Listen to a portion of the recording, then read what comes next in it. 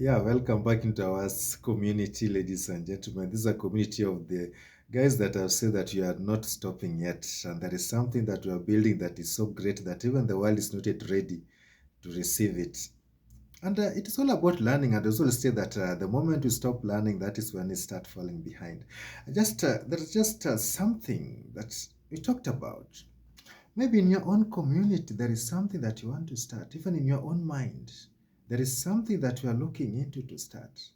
And that is what I want you go as we go out there, start. There is something that is so great in your mind. There is something that is so great that you are looking into. But what is holding you back is the procrastination. And I always state that the procrastination is the killer of dreams. Saying that I will do it tomorrow. Tomorrow will never come. Take an initiative and start. Start with whatever you have, wherever you are. Make the first step. Don't wait for the right time. Most of us are waiting for the right time. The right time sometimes never comes. And that's not a lie. There are several people that have waited for the right time. It never comes. We are looking at a situation like when you are driving at night, you don't need to see a whole destination, like 100 kilometers to where you are going, but you just need to see like 50 meters ahead of you. The headlamps can just give you like 100 meters ahead of you. That is what and you drive faithfully and hopefully and believing that you are going to reach your destination. So you don't need to see the whole staircase. Start. That is, you want to be an author. Start writing the first paragraph. Start. That's what we are talking about. And I'm looking at it is Hoffa who stated it very clearly that the illiteracy of the 21st century now is not about those who cannot read and write, as it was stated in pre-colonial period. It is about those who cannot learn and relearn. That's what that's what we're talking about. No, when you are growing up from when you are a little kid, a toddler, until you are now maybe an adult, look at there are some philosophies and the beliefs and even the paradigms that were instilled in your mind that have remained stuck for quite a long period of time. Up to now, you are still stuck in them. There are some things that are saying that you need to unlearn them.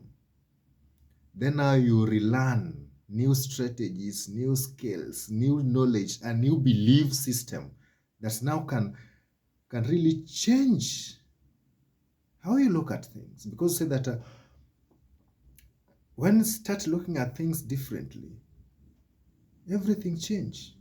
And that is when the success starts coming. Whatever you want to do, you must start looking at it differently. What you want to do. That's what we are looking at here. This a community that there is something that you are really up to and you really want, you are really geared towards achieving something. So that where do people remain stuck? It is stated very clearly that we remain stuck simply because most people don't know where you are and where we are going. And the question is, are you able and willing? Most of us, if you ask, are you able to achieve your dreams? Yes, the answer to that question is always yes, I'm able to achieve my dream. The next thing is, are you willing? The willing part, are you willing to pay the price? Paying the price. As long as you are willing to pay the price, you're going to achieve that particular dream that has remained for decades in your mind. Yeah, today I just want to share something very shortly. I was very lucky today to meet a guy that has lived through decades, a very successful guy. I'm going to mention his name here at the end. He gave me a lot of insights about. He said that he did not earn his money wisdom through books, but he learned it through sitting at the end of several individuals' lives. The executives, the doctors, the simple teachers, the janitors at the end of their life. That is why he earned the knowledge of money. And he said that his office, there are several people that have visited his office at the end of their life. And he talked about that. Imagine that in your mailbox you get a mail, and that mail has familiar handwriting because those handwritings are yours, and that has written by an 80-year-old you, and somehow mailed backward through time to you now, and you are receiving it now, maybe at 25, when you still have a lot of time ahead of you, and you can do a lot of changes in your life and strategies and achieve each and every goal that, or you are getting it at 55 when there's a slight slant in your life. He talked about 10 lessons that this, he called this one a late ledger. So that in life there are two ledgers. There's the daily ledger. This is the ledger that you read on a daily basis. This is what you are using. The daily ledger is what you are spending on your uh, daily expenses, the bills, and then there is the year ones, the ones that you achieve each and every year. Then there is the late ledger. This is a ledger that is mostly read at the end of your life. At the end of life, say that there is a contrast that he has observed that's as opposed to there's a contradiction that he talked about, that those officers, executives, the engineers, the doctors that earn magnificent amount of income, at the end of their lives, they tend to live with very few exceptions, very little legacy compared to whatever they earned. But when he was reading the late ledgers of the simple guys like teachers and janitors, there are some teachers and janitors that have left great legacies that even are still funding the educations of their great and great grandchildren. And there are several questions that are rising here. Why is it so? And lesson one that he talked about was, so I just want to start with this. He said that time is the only asset that you can never buy back. Time. Look at this generation that we are finding ourselves. It is one of the best comfortable generation of the most of abundance. And you know what? We are some of the most rushed, confused, frustrated individuals that are living in the most comfortable times that were dreamt of by the ancient kings and queens. There's a great confusion here that we are looking at here. And he talked about there's a great confusion. Most individuals, this confusion, they're confusing that money is the scarce resource. Money is the scarce resource, while the time is the renewable resource. That is a reverse. While money is totally the scarce resource, and money is the renewable resource. He gave several examples of great men and women that have lost fortunes several times and have rebuilt it like 3 times in their lifetime. And then the question is, which one is the renewable resource? It is the money. Most people are guarding their money and they're in their pockets as if the money is melting their pockets, while the time get that people are using time as if you have a whole lot of time while the money is melting their pockets. You say that the money in your pocket will be there tomorrow. By the time the Tuesdays that you lost yesterday, you'll never recover it. The decades that you burned in a job that was killing you, frustrating you, and depressing you, you'll never recover. It gave examples of several individuals that are dying in jobs with a lot of depression, only hoping that they are going to get the pension at the end of it, which they might never live to enjoy. That's time. That is time passing. There's a story that he shared that in his office, A 63-year-old man, Wycliffe, works in his office. This is a guy that has built regional business from scratch, and by all the books of accounts shows that he was wealthy, he was successful. And he asked him a very simple question: is there something that you can change? And he said that in my mind, in my head, I have a number. These are 400 Saturdays and 400 Sundays that I burned in my office, building wealth and money that I've realized that I did not need. These are days that my son was crying for my attention. These are days that I could have spent with my son. But I cannot even buy even a single Saturday back. This man was at 63, he passed on at 65. And he said that when he attended the ceremony in that church, was sitting at the back of the church. The son gave a eulogy. It was a very kind and distant eulogy. And he remembered, in his mind, he remembered this man talking about the 400 Saturdays. This is what created the distance. That is time. It is learning. Well, it is, there is something we can change. All of us, or most of us, something is already slanting. And we're looking at time.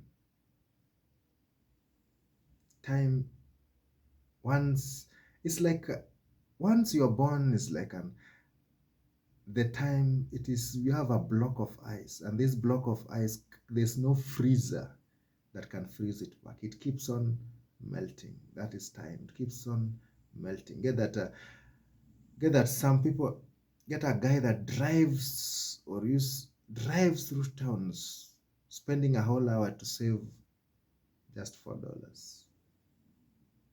You know what? That time can never be recovered. Time is the only asset that we can never buy back. There's an assignment that he gave, and he said that calculate. It is just a matter of calculating how much time. Let's assume that you are going to live maybe up to 80 years, and maybe you are at 40. And so that calculate the amount of time you have left. And we did that. Months was about 16,400 days. If you are at 40 and you're supposed to live up to 80 years, those days are not much. And ask yourself, these days remaining, what do I want to spend them on? And if you find that you are going to spend them all the days fighting and grappling for money that maybe you don't need, you have just found something to leverage on time. Time can create memories that can live forever. How we use our time is the most important thing on earth. Yeah, that is one lesson that really touched, and I really want us to burn it our mind that time is the only asset that we can never buy back, ladies and gentlemen. And how we use our time is quite important. Another lesson that also talked about that I want just to also look at it brief, that lifestyle is a quiet thief, a very quiet thief that never sleeps. Lifestyle.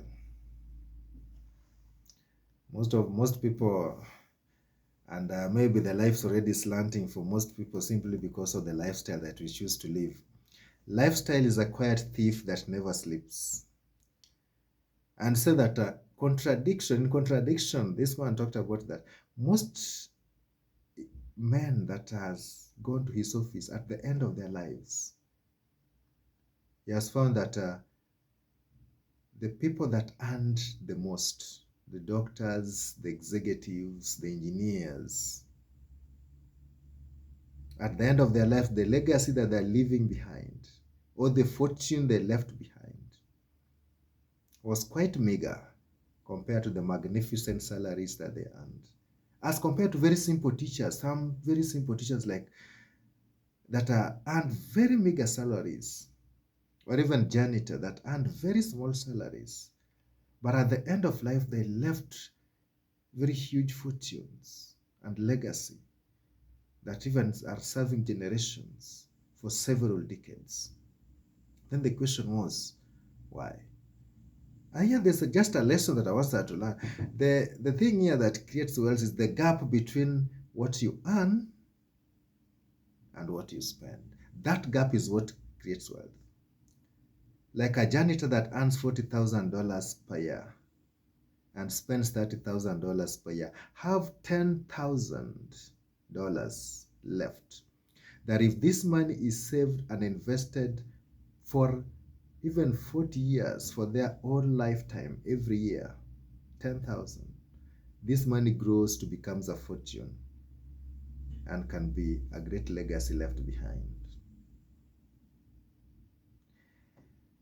We have like great physicians earning $500,000 in a year. If this person spends $495,000 in a year, this one is left with less than what the janitor is left. If this one is also invested and saved and invested for the same amount of time, you get that this person leaves a very mere or meager legacy or fortune behind compared to the janitor. So what we are insisting here is the gap between what you earn and what you spend. And always we what gear towards widening that gap. And that what remains there, invest it in a compounding asset for the rest of our lifetime. Yeah, you gave several examples, and looking at things here that get that when you get a raise, what happens? This affects several individuals. Get a raise, the lifestyles also increases to cover the income. Maybe go for a nicer car, go for bigger houses or big apartments. The vacations and the dinners that used just to be special now becomes more frequent. And before you realize it, all the increase has gone into lifestyle, not wealth creation.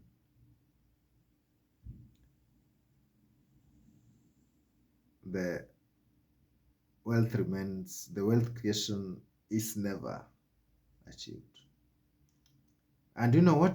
The only thing that is not really amazing here is that at the end of it, even you don't feel the difference because the new comfort becomes your new normal.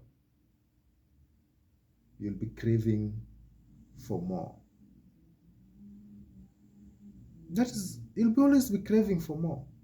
That is it. Because today you go to a better apartment. Do you know that always there are better apartments being built each and every day? When you get another race, you'll move to another one. You can have exhaust cars. There are great cars that are built each and every day.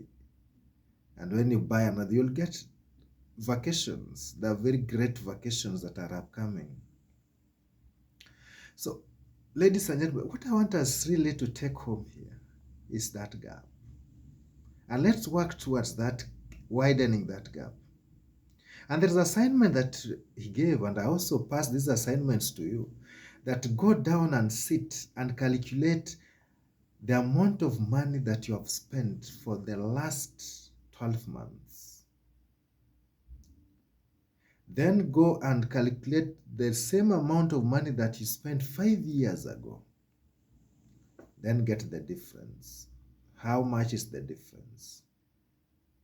If the difference is becoming bigger and bigger, know that the lifestyle creep is catching up with you.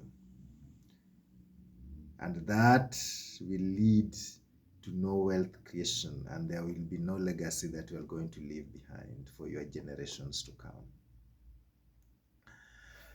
Another great lesson that this great man left us with is There are nice one that I've covered it several times. It's talked about that compounding is the closest things to magic, and almost everyone quits before it works.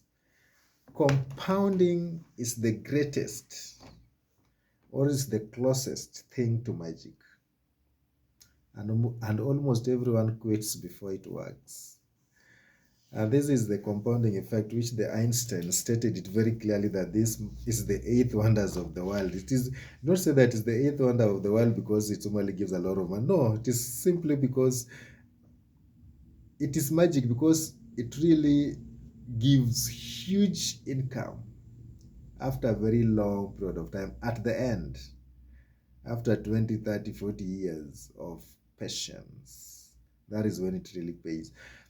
I talked about there were a lot of examples. No, most people are really into the magic that can really create wealth. You're looking into the next best stock, next something that can really give us wealth, like tomorrow, next week, the next 2 weeks, which might not be there. But the thing is the compounding. Compounding, most of us or most people quit simply because it seems not to be working. Because it wants you to really do nothing for quite a long period of time. You become very patient and do nothing. What you do is just save and invest, save and invest, save and invest. And you are looking at an example here that you have something like $1 saved and invested in an asset that is giving 10% per annum. That $1 becomes $2 in 7 years. And somebody looking into that says that this is nonsense. This thing is not working. But like Einstein said that those who understands the compounding earns it, but those who don't understand pay for it. The same. If you live again another 7 years, the $2 will double itself to $4. That is 14 years. If those $4 are left in the same asset, giving 10% interest, just leave everything. It doubles again in another 7 years, which is 21 years. 4 doubles into $8. Again, when you add another 7 years, these $8 doubles into 16. That is comes into about after 28 years. Another 7 years, these 16 doubles to 34. Not that 32. Look at that. Then the last 7 years, that is now it, $32 doubles to 64. Look at that. The magic was going to happen at the end. Take that one to be a 1 million and do the same maths. Get that after 42 years, you'll have 64 million. If you just left 1 million somewhere in an asset compounding. After 42 years, if you're going to live for 80 years, you leave that 1 million at 35 years. At 80 years, you'll have 64 million. Is that a fortune or not a fortune? If you leave that one behind, will it not pay for the educations for your great and great grandchildren? Can't that one build a legacy? Compounding is the eighth wonder of the world. Yeah, most people, and I gave a very nice example between two individuals. Say that there's an individual that he called Miss Elizabeth, who was a classroom teacher, and said that this kept on investing, saving and investing a certain amount for their lifetime. Then there is another individual that when there was also was investing, but remained shaky for a quite a long period of time. When there is a threat in the market, withdraws start. When in the moment there's a threat in the market, you withdraw your money, knowing that it's going, that one you are not giving it time to compound. You must give it time to compound. Here is a matter of time. Yeah, ladies and gentlemen, let's the only thing that we are looking at here, an assignment that you are given, that you must really give yourself a commitment and really say that you are going to save and invest in an asset that compounds for your lifetime, for several years. Totally do nothing and be patient. And an example has been given about a bamboo tree, a Chinese bamboo tree. Well, there's a farmer that planted a Chinese bamboo tree in his farm, and each and every day getting a water can going to water the Chinese bamboo tree, the seed in the soil. For several years, for the first year, nothing happened. And as people are passing by, they're wondering, what is this man doing here? He has been watering this soil for quite a long period of time. What is the matter? And they're asking that the rumors on the background have that you are planting a Chinese bamboo tree. And they'll ask you, is this what you've been doing with your dream? Is this what you have to show after 4 years? And the farmer kept on watering each and every day. You water each and every day. It is just a matter of what. For the 4 years, flat nothing. Do you know what your ego will tell you? Check, remove the soil, remove the seed. If check if it has started to if at least there's some signs of germination that have started. But the ground will say that leave it. It is developing roots. And for the 4 years, the seed was developing roots. And on the 5th year, when the seed finally breaks through the soil, it grew over 80 meters tall in 5 months. So the question is, did it grow 80 meters tall in 5 months or in 5 years, 5 months? The 5 years it was growing roots that could hold the height. That's the compounding. In the first flat years, that is the flat graph, normally grows violently upwards towards the end. Ladies and gentlemen, I just wanted to share those 3 insights for today. I know this is about learning, and I know that as we are moving on, there is something that you also have that you want to share. A time is coming that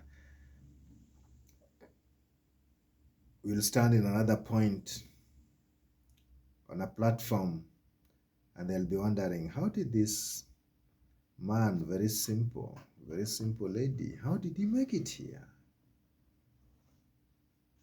And it's simply because of learning and implementation. Read, learn, implement. Learn, implement. Learn, implement. Action. The most important thing is action. I said that the only thing that is holding you stuck in a certain position is willingness to take action. The moment you are taking an action and you are willing to pay the price, you are going to move. At the start, you won't see the difference. And that is where most of us quits. At the start, we don't see the difference. First year, second year, third year, fourth, even up to 10 years, nothing happens. And people continue asking you a question. Is this all that you have to show? Let's move. Keep quiet. Be patient. Keep grinding. Keep saving. Keep investing. Do that thing. If you want to write a book, keep writing one page every day, one paragraph per day. Continue. After about another 1 year, you'll realize that you have written the whole book. Thank you, ladies and gentlemen, and enjoy your good time and do the best and leave the world a better place than you got it. Viva.